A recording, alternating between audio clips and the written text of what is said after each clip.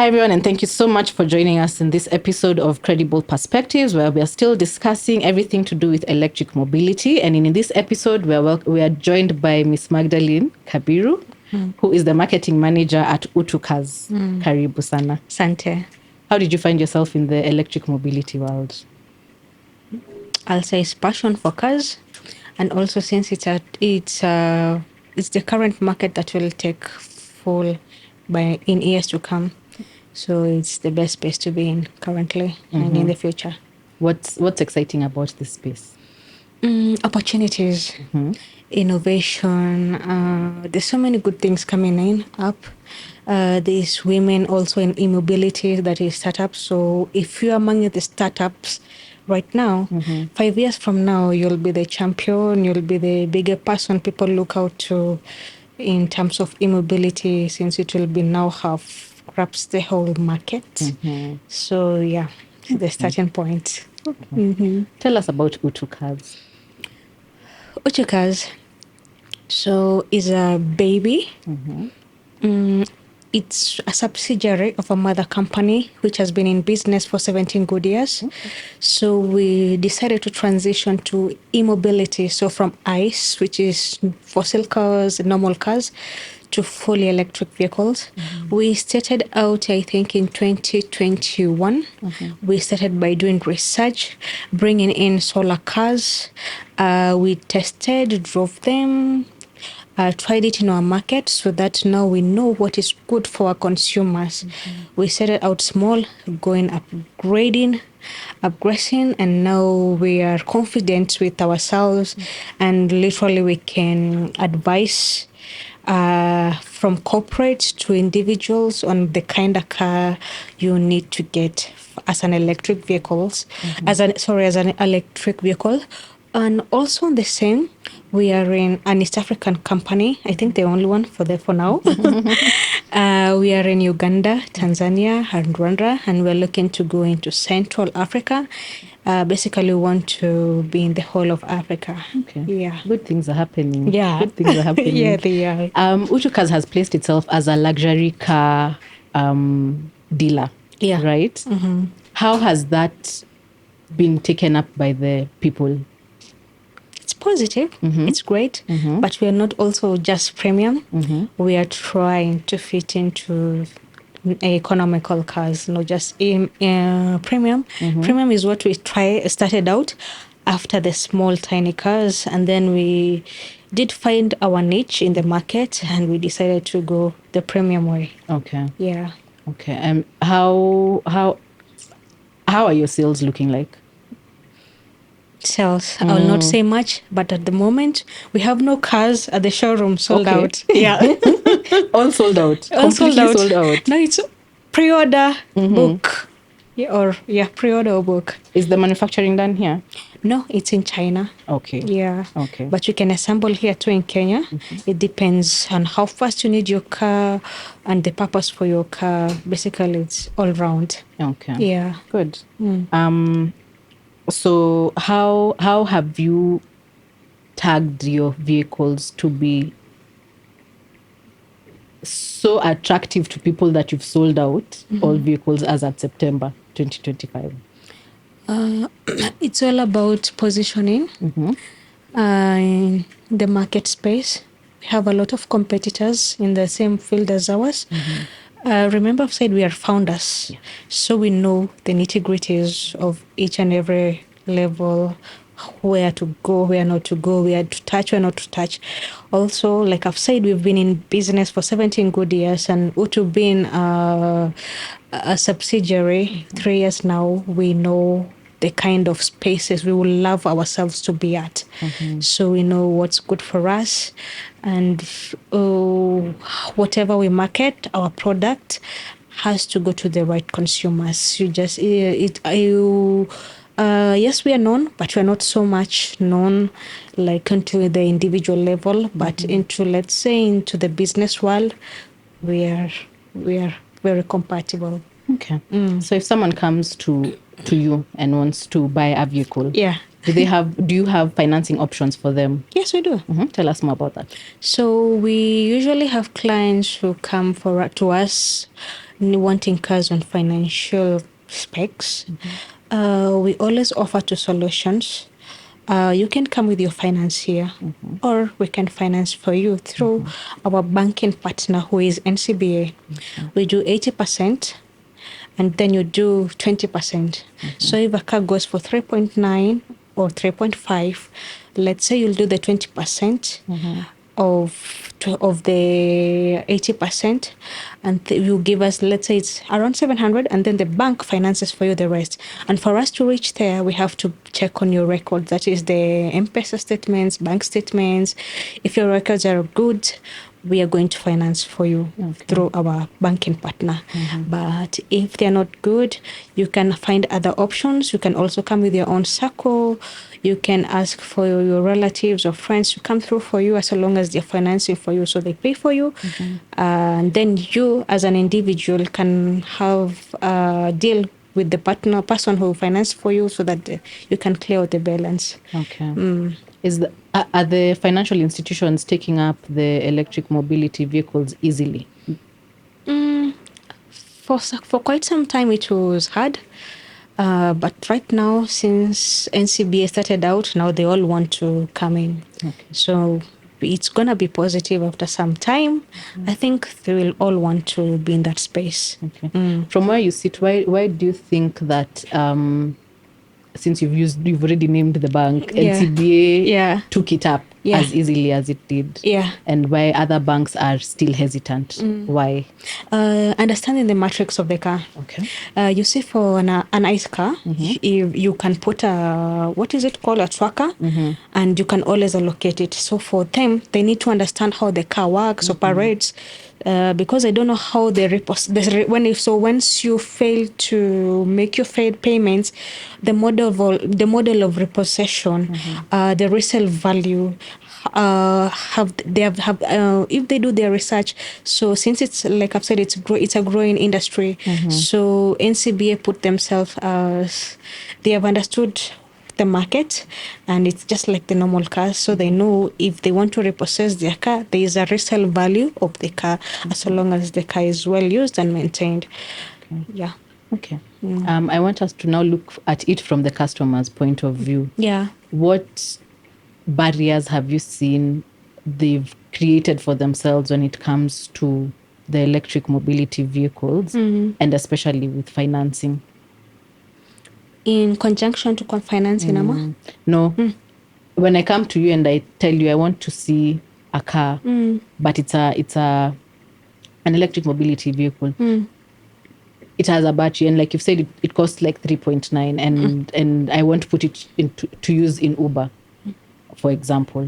What would make me be hesitant? What have you seen with your clients? Why are they hesitant to take it up?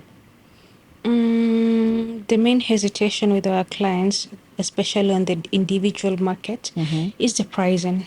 But we are selling value. Look at the long run, the future. So it's going to be expensive to acquire. But once you have the car, you are going to save 70% from what you have right now. So you can imagine scaling down from 100 to 70. You're saving 70%. 30% is for the mechanical, technical bits that may arise, or maybe in case of accidents, you need to do repairs of parts. So pricing is one. The other one is people outside there don't know much about EVs. So if we told them about the advantages of these vehicles, and we told them how good they are for us, like they're so economical, everyone is going to be running at our showrooms, not only us, even to the competition to buy these cars. So it's all about the pricing, and people need to know how they work, because there's many people outside there, they say like, nakakinizimikia pale in the forest. Okay, what are you doing in the forest? Alafu tena ati ukiwa kwa highway zima. No, it's just like you could leave your house with your car kama hujaweka mafuta, na ishie mafuta katikati ya highway because of traffic. So for electric vehicles, haitaisha mafuta juu ya haitapata that issue because it regenerates itself. Okay. But for the normal cars itaisha juu ya kusimama that stalling, hiyo haitaisha. But if you leave without charging and it shows you on the bus you've remained 20% for 5 kilometers or 3 kilometers, so if you'll not have reached where you wanted to go, yes, itakuzimikia. Okay. But in other news, you'll reach safely wherever you want. And the beauty about it is that most, if not all, have the option of charging at the comfort of your home. Okay. Okay. And do you have charging ports for your vehicles kwa barabara? Ndio Yes. ikiniambia 20%. Najua nikifika Total ya Wayakiwe nitapata charger. Utapata. Okay. Na kama si yetu utapata ya wengine. Okay. Yeah. Na the compatibility is the same. Siko, Okay. You spoke about skilling people and mechanics, which is a training program that you have introduced to the market. Yeah. Has that been taken up well by Kenyans? Yeah, apparently well. For the universities, they want to know about the mechanical system and how those cars operate. And also we've partnered with a Chinese company in China who are willing to train our mechanics about maintenance and the mechanical bit.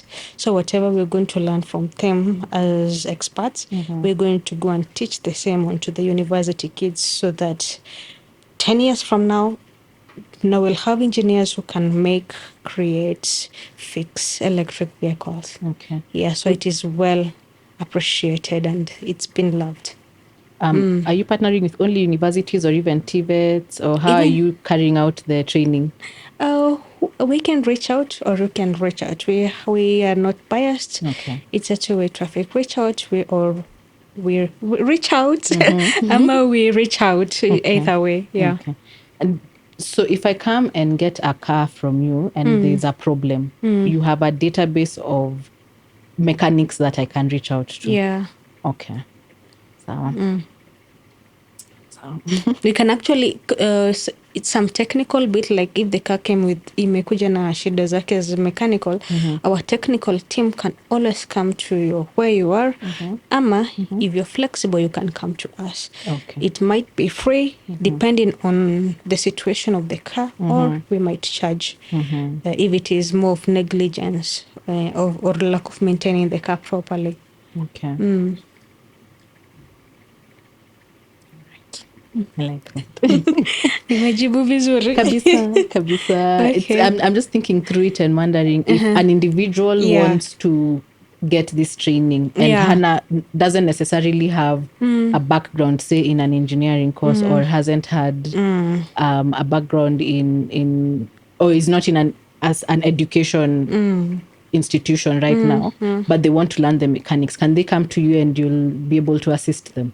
Yeah, so the beauty about UTU, the sales and marketing team, East Africa, they are trained to educate and teach clients of their wants. So if you come to us for a specific vehicle, we advise you why you need this car, not that car. You might come wanting what you want, but we'll advise you according to your day-to-day routine, your kind of business. We have to analyze what you do all around in a day, and then we tell you this car, if you take it, it's good for you. It's going to be ACD. We are going to give you all the functional parts. We are going to describe to you everything that you want to know about EVs. And then now when you want now to acquire, like fully acquire, you know, it's like we are closing the deal. Now we take you to the technical team and the engineering team. So now they will now have to educate you from scratch. They tell you if you do this and how to use the car, how to charge it. So we have to train you before giving you that car. We have to ensure you are okay by the time you're leaving the showroom, because if you don't do that and you go and mess up the car, it's going to be at our loss, because now we are going to fix that car for free because we didn't help you. Yeah. But on the flip side, for an individual, I want to be a mechanic specifically. You know how there are mechanics who deal only with Mercedes or who deal only with Toyotas. And I want to deal specifically with UTU vehicles.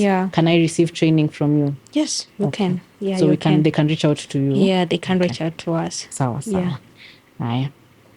UTU provides EV solutions to the broader East African market, which you've mentioned, and you're hoping to Get get to into Central. the entire African Yeah. market. But what consumer perceptions and financing preferences have you seen across the countries that you're currently in Africa specifically? And is there anything we can borrow from your mother country? In layman's language, can you like simplify it? In layman's language, Yeah. you're working with NCBA right now, Yeah. and they're able to partner with you to provide a financing option for people Yeah. who want. That's working in Kenya. Yeah. Maybe if you go to a different country, the financial institutions are not necessarily willing to pay for the vehicle. Yeah. Is there any other model you've seen that other countries are using? So we are in, like I've said, we are in East African. Let me give an example with Uganda and Tanzania, where we have offices and we operate and we're operational. So different countries come with different laws. So we always align ourselves with the laws of each and every region. Once we do that, now we decide if we do the Kenyan style, will it be the same? Like, will it be reciprocal, or will it align with the Tanzania or Ugandan market? It's a yes and no. So once we go to Uganda, we know how to set ourselves out, and we decide. And Tanzania and Uganda, we're not going to sell, we're going to lease. Reasons, maybe their taxes, government incentives, business model, their laws. So that is, operational will have to be totally different, because what you're doing in Kenya is not the same way we are going to do it in Tanzania and Uganda. The only thing that looks like that can align is now the format of selling. We decide tunauza kama tunauza Kenya. Of course, prices za Kenya zikifika Uganda, either they appreciate or depreciate, consumer perception. And we have to know, since our currency is kind of strong, we cannot sell 3.5 unit in Kenya and sell it the same at Uganda. It will not sell. It will stay at the showroom until we set our prices to the local country. Yeah. Okay. So what have you seen about buyers? Tabia zetu kama wa Kenya when it comes to buying vehicles and especially EVs? Yeah. How are we behaving? Very well appreciated. They are so impressed. They are happy. Most of them say, siwezi rudi kwa gari ya kawaida. Because as we're doing four-wheelers, we also engage with two-wheelers. And some even tell me, mi nimejenga nyumba na nikanunua shamba juu ya kununua gari. Expenses zimeshuka kabisa up to 70%. Mbona nichukue gari ya mafuta? Na hii inanisaidia, ile pesa nilikuwa naweka kwa mafuta, kwa maintenance, inaenda kwa school fees, kupeleka watoto out. Tunajipanga kifamilia, unaweza kusave. So no one wants to go back to fossil cars. Once you go electric, it's electric. That's it. Yeah. And they're encouraging each other. Yeah. So apparently, if one comes, just know his friends, if they're in the same kind of business, let's say for specific Uber, wanaitananga wote. Cheki, natumianga hii gari na kuko hivi. No, they are the ones training their friends. So by the time they're coming to us, they tell me, nataka kama ya rafiki yangu. Nataka hiyo. Pesa ngapi? Sina pesa, but nitakupea hii. Wewe ongea na banki yangu, proceed. That is how they are. Alafu gari mingi ni za Uber ama personal use? As for now, juu hatufanye Uber, ni za personal use. Okay. What's exciting you about the EV world right now? Easy to maintain. Okay. Green energy, no pollution and all that. Savings. Have I said it's economical? Not, but yes. It's economical as a girl math. Yes, please. Yes, please. As a girl math, trying to convince me to use. Even if you give me a bigger car, let's say if it's a Mercedes. If you're giving me a Mercedes, let it be a EQ 500. It's electric. I will take it. Okay. With Ataikwe Maybach, I will not take it because one, I'm a girl. Nimeenda kwa mechanic. My car has issues. Nifike pale garage waniambie, hauna shida ya engine, uko na shida ya gasket, sijui vitu fulani zimefanya hivi, a handbrake haifanyi, brakes zimekatika. Of course they'll want to take my money for fun, so why would I want to go that? I'm just a girl. Kuweka tu gari kwa moto.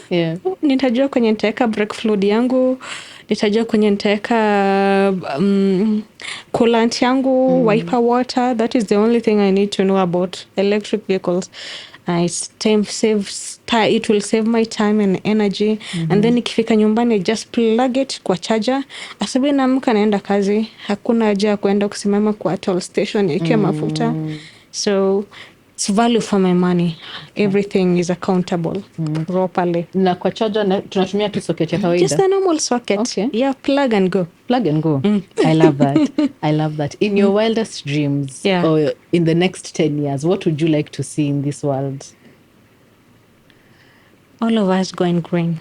All of us going green? Yeah. Okay. That means we all take electric vehicles. And that is where we are headed.